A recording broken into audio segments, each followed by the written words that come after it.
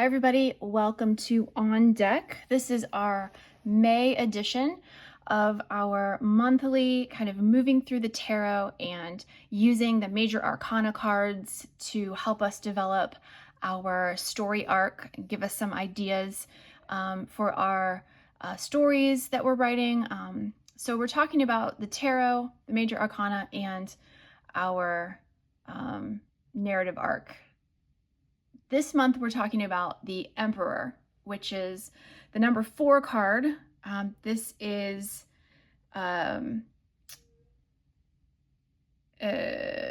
strong leader, right? Somebody who is like the boss of bosses, okay?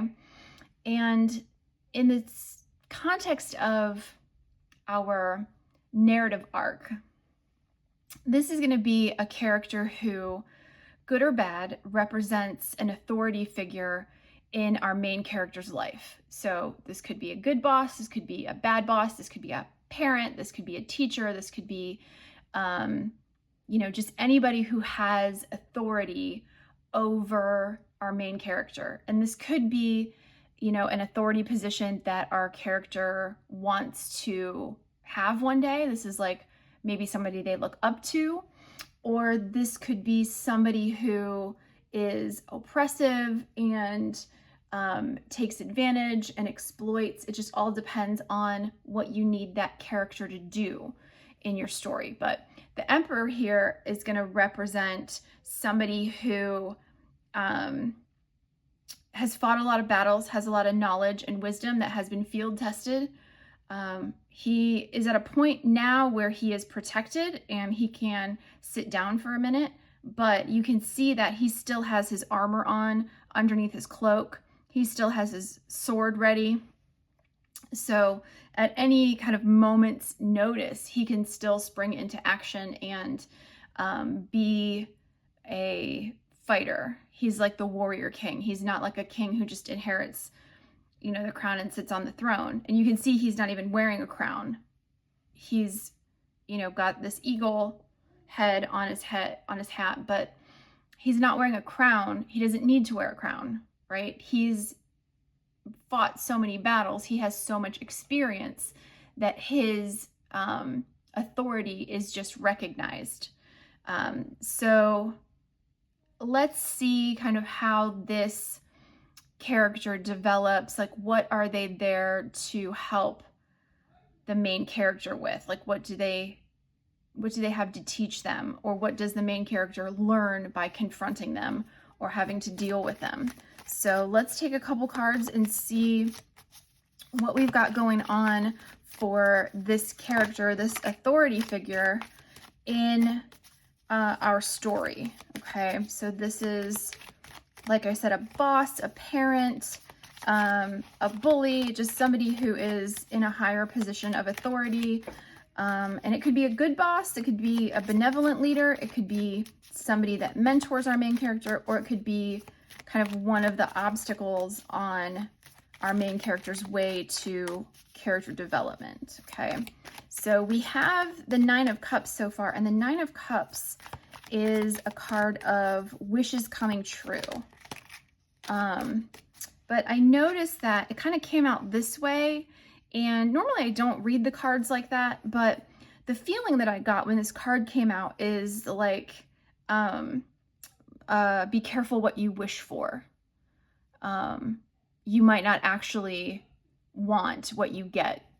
So this could be a situation where, our main character wants their job or wants a position of authority, and they get it and they weren't really ready for it. Okay, so that's up to you how you want to work that. But the Nine of Cups generally means like a wish come true, and along with that wish that is that has been blessed is additional responsibility. So if you think of it in terms of like when you get a promotion, right, at work, you really want that promotion, you want to do that work, but when you do get the promotion, then you have additional responsibilities. Okay, so it's good, it's fulfilling, it's, your goal, you made a goal, but you're still going to have to get up tomorrow and learn some more responsibilities. Okay, so that could be a challenge for our main character here. The next card we have is the Ace of Cups. So the Ace of Cups is a divine gift of joy, happiness, peace. This is the the dove, the bird of peace. There's lotus flowers growing. We've got calm water and green mountains. And this is a gift of emotional fulfillment. So maybe this is a good thing, right? This opportunity, finally our main character gets this opportunity to prove himself. And they are, kind of filled with joy and responsibility at this new position. The Ace of Cups, any aces really, are indicators of, I would say like divine intervention, okay? They're gifts from the universe, from God, from spirit. There's nothing that a person can do to get one of these gifts. Like you can't, it's not like you do so many good things and this gift shows up for you, okay? This is, it's just, it's not, from any action. It's just a gift that arrives. And if you see it and take advantage of it and know what to do with it, then it's something that can benefit you. But like any gift, you don't have to take it. So it seems like there is a kind of idea about what a life could be like, or what, our main character wants to do. And this section maybe of your book is this opportunity for the main character to prove himself. So, if we have 9 cups here, and then we have this last cup, so we have 10 of cups all together. And 10 of cups is a healing of generational trauma around emotions and the way you express your emotions or deal with your emotions.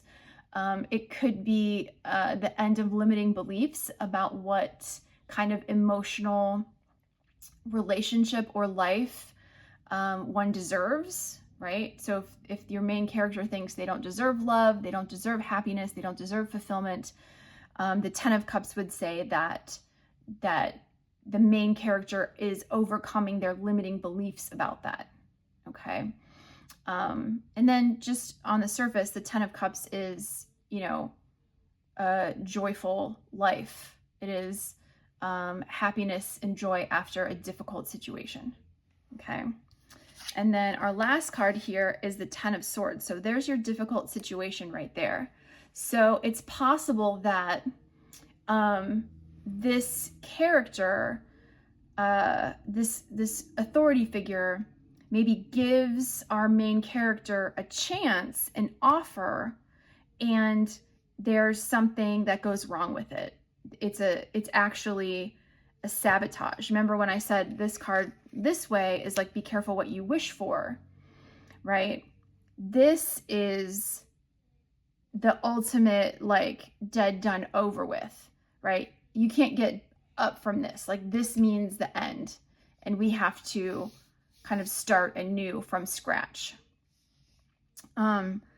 So if the 10 of Cups is about limiting beliefs about your emotions and what you deserve, the 10 of Swords is about your thoughts, okay? It's about anxiety, rumination, just the hundreds of thoughts that one has every day that undermines themselves, that sabotages themselves, okay? So this is going to mean the end of the limiting beliefs about how smart you are, or how smart the character is, how strategic they are, how thoughtful. So this is all like in the brain, right? Swords are about your thoughts, your intellect, I just got like spying capacity, like your ability to gather information. So if we have this, if we've made it to the 10 of Swords, then we have healed, or we are about to heal, any limiting beliefs we have about our intellect, about our capacity to do hard things like mentally, right? It's a healing of generational trauma about like being smart. So if you were always told, you know, that you weren't smart, or you always, you know, for some reason thought you weren't smart, this would be the end of, you know, the generational trauma, the limiting beliefs about your intellect, okay, and your I don't want to say creativity, but it's like just your capacity for problem solving. Okay.